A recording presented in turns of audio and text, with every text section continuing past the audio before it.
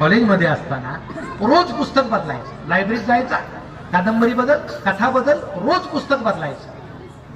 बाकीचे प्राध्यापक म्हणायचे किती मोठा वाचक आहे, रोज वाचतोय, रात्रीतून पुस्तकाचा फडशा पाडतोय. पण खरं कारण वेगळं होतं. त्या लायब्ररीत खूप सुंदर होत्या म्हणून हा जायचा.